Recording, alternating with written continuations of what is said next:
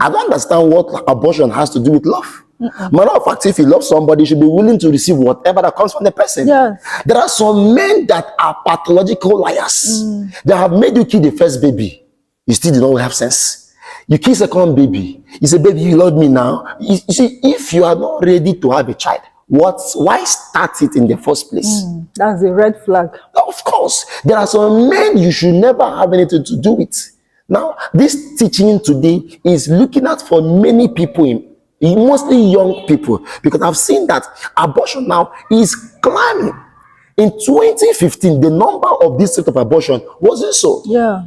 But today it has tripled because more people are going into this thing. Matter of fact, more civil society and whatever are even giving license. In the Western culture today, they have even given a government allocation, a government budget to sponsor abortion. Wow. What God has joined together, let no one put asunder. God bless you. This is the One Flesh Talk Show, and I am Pastor Samson Great. And I am Precky. Precky. How are you, Precky? I'm doing great, and you? I'm amazing. So on today's topic, we have a very important something that we want to look into. Yeah. Precky, are you aware? In 2025, WHO released a publication that about 75 million babies were killed through abortion. Wow. Now, this is putting it at 200,000 babies that is being killed daily. Wow, that's on the high side. That is on the high side. So today we're looking at the danger of abortion and its effect in our lives and society. So let's look at the meaning of abortion. Okay. What is abortion? Abortion is the extermination or separation of an unborn child from its mother. That is the killing of your unborn child. Now, abortion has become like a norm in our society today, with many governments and organizations giving approval for it. This is because a lot of people argue or believe that the fetus in the womb is not yet a human being. But you can all agree with me that none of us was born an adult. Conception starts from the womb. Yes. But having said all this, let's look at God's own points concerning abortion. What does God say concerning abortion? Let's look at what Bible says in Exodus 20 verse 13. Let me just quickly... Exodus 20:13, it says, "Thou shalt not kill." This is a very simple and straightforward instruction that God gave. You shall not kill. So that is to say that God is not in support of abortion. God is against it. Is against because it has to do with killing and shedding the blood of an innocent one. child. Now, I want to speak to you young ladies out there. There are many of you that have been involved in abortion. I mean, not once, not twice, not thrice, and it has become a constant thing, a practice. You know, someone recently told me that her man or whatever told her that if she loves him, she should abort for him. Wow. I don't understand what abortion has to do with love. Matter of fact, if you love somebody, you should be willing to receive whatever that comes from the person. Yes. There are some men that are pathological liars. They have made you kill the first baby. You still do not have sense. You kill second baby. You say, baby, you love me now. You see, if you are not ready to have a child, why start it in the first place?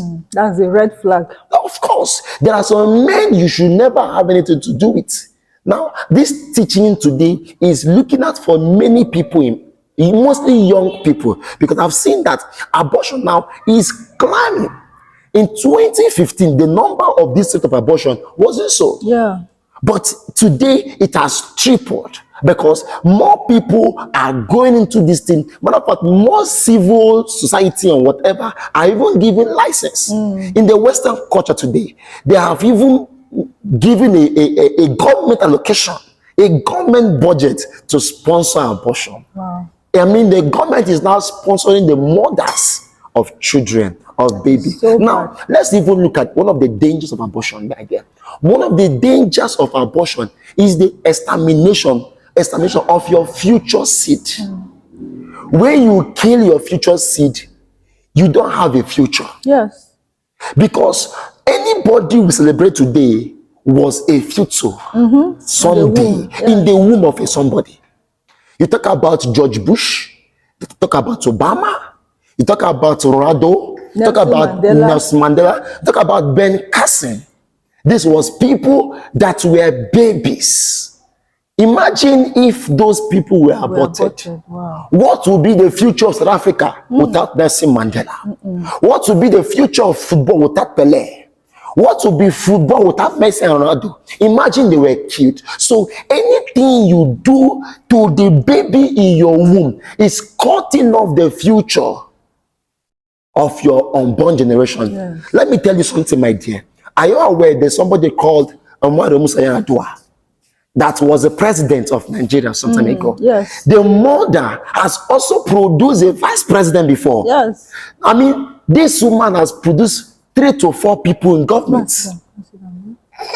And all of them came from the womb. So every child conceived has been created to solve a particular problem. That's true. And when you kill this child in the womb, you rob the world of a particular gift. Exactly. We have made mention people, few of the people that have transformed their world. Let's talk about Pastor Chris. I'm going to talk about Iya Deboye. Or talk about who? Talk about Dr. Paul. Oh my God, the list is endless. Now, when you touch the baby in the womb, that gift is being interrupted. Yeah. And that gift is being cleared from the surface of earth. So that is the reason why you should not indulge in abortion. Okay.